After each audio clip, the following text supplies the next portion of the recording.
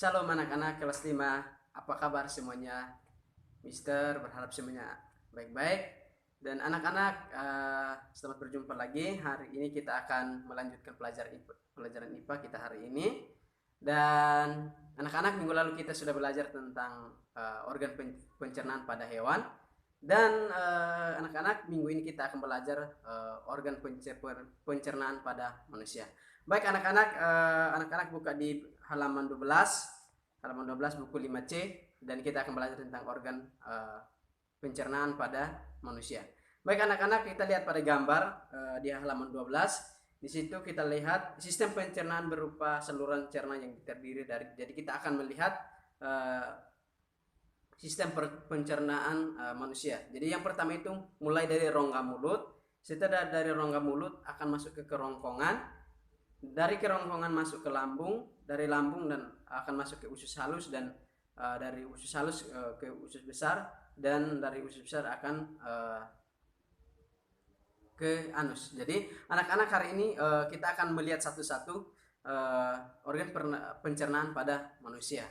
Baik anak-anak, kita lihat yang pertama. Selain itu kita akan membahas satu-satu. Jadi yang pertama kita lihat di bagian A. Bagian A di situ adalah rongga mulut. Nah anak-anak, pertama-tama proses pencernaan terjadi pada rongga mulut. Jadi ketika kita makan makanan, kita masukkan ke mulut. Nah di situ akan terjadi proses pencernaan di sana, dan di situ ada gigi, lidah, dan air liur. Nah, di dalam mulut proses pencernaan secara mekanis dan kimiawi. Jadi ada dua. Di dalam mulut akan terjadi pencernaan dua, yaitu mekanis dan kimiawi. Dan pencernaan mekanis adalah proses mengubah makanan menjadi kecil. Jadi pencernaan mekanis adalah proses mengubah makanan menjadi kecil. Jadi fungsi gigi adalah untuk menggigit ya, menghaluskan makanan supaya yang jadi besar akan menjadi kecil. Jadi itu yang disebut dengan pencernaan mekanisme atau mekanis. Jadi anak-anak, sekali lagi,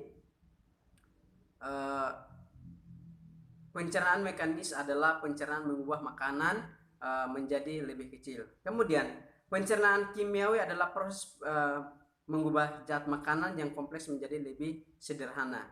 Jadi itu adalah proses kimiawi. Jadi dari proses zat makanan yang kompleks menjadi sederhana sehingga mudah diserap oleh tubuh. Itu ada dua pencernaan pada di dalam mulut. Kemudian ketika sudah dicerna oleh mulut, kemudian sudah melakukan pencernaan mekanis dan pencernaan kimiawi, kemudian makanan akan dibawa ke bagian B. Kita lihat bagian B, yaitu dibawa ke bagian kerongkongan. Nah anak-anak, di bagian kerongkongan setelah dikunyah, makanan akan ditelan masuk ke kerongkongan kita ya, masuk ke kerongkongan kita. Kemudian di dalam kerongkongan makanan akan didorong oleh lambung yang disebut dengan gerakan peristaltik. Jadi di situ dikatakan bahwa setelah di dalam mulut kerongkongan, mulut ditelan ke kerongkongan, dan kemudian di kerongkongan akan ditelan, kemudian di situ akan didorong oleh lambung oleh gerakan yang disebut dengan peristaltik. Kemudian gerakan peristaltik adalah gerakan meremas atau mendorong pada dinding kerongkongan. Jadi sekali lagi, gerakan peristaltik adalah gerakan yang mendorong makanan pada dinding kerongkongan. Nah setelah dari kerongkongan anak-anak, kita lihat lagi, itu akan menuju ke lambung.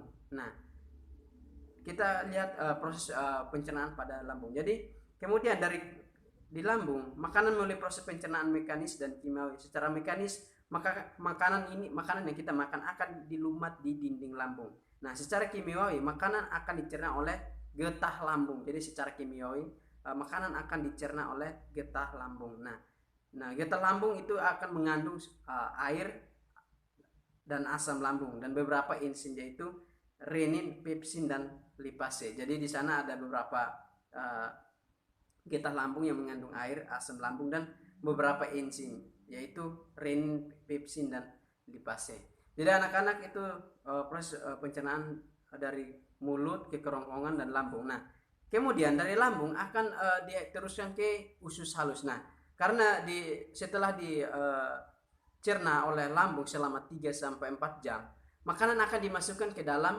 usus halus. Nah terjadi proses di usus halus adalah akan mencerna makanan secara kimiawi untuk menyerap sari-sari makanan. Nah sari-sari makanan itu yang membuat kita kuat, kita bisa jalan, kita bisa berlari, duduk, dan kita bisa melakukan aktivitas karena sudah diserap oleh usus halus. Nah, kemudian makanan akan menyerap sari-sari makanan dan dihasilkan oleh pankreas. Itu dihasilkan oleh pankreas. Selain itu terdapat juga empedu yang dihasilkan oleh hati. Jadi kalau kita lihat di hati itu ada empedu, entah di manusia atau hewan, ada hati di empedu di bagian hati kalau kita lihat. Nah, di situ ada gambar hati. Nah, di situ ada kandung empedu. Kemudian dari usus halus, anak-anak dari usus halus akan diteruskan ke usus besar. Nah, anak-anak dari usus halus diteruskan ke usus besar. Kemudian di usus besar akan diserap oleh usus besar, akan diserap masuk ke dalam usus besar. Nah, sisa makanan yang mengandung banyak air sehingga air akan diserap kembali oleh usus besar. Jadi makanan yang mengandung banyak air akan diserap oleh usus besar. Kemudian usus besar akan membantu pembusukan dan sisa makanan terjadi feses. Selanjutnya feses itu dibuang melalui anus. Jadi sisa makanan yang kita makan akan dibuang melalui anus. Jadi ya seperti kita makan terus kita kenyang, kita buang kita ke kamar mandi terus kita buang. Itu yang dinamakan dengan feses atau dibuang melalui anus. Jadi anak-anak itu sistem pencernaan pada manusia. Jadi yang pertama adalah Mister ulangi adalah rongga mulut. Kemudian dari rongga mulut makanan dicerna secara mekanis dan kimiawi. Kemudian akan dibawa ke kerongkongan. Dari kerongkongan akan didorong oleh lambung yang disebut dengan gerakan peristaltik. Kemudian dari kerongkongan akan diteruskan ke lambung. Nah, ketika di lambung makanan akan diolah atau dicerna selama 3-4 jam. Nah, kemudian dari usus halus akan menyaringkan sari-sari makanan dan dibawa ke seluruh tubuh sehingga kita bisa kuat. Kemudian dari usus halus akan diteruskan ke usus besar untuk menyerap makanan yang kita makan mengandung banyak air, akan diserap untuk melakukan pembusukan oleh usus besar, dan ketika itu akan terjadinya yang dinamakan dengan feses. Feses artinya makanan selanjutnya, makanan yang sisanya itu akan dibuang melalui anus. Jadi anak-anak itu adalah sistem pencernaan pada manusia.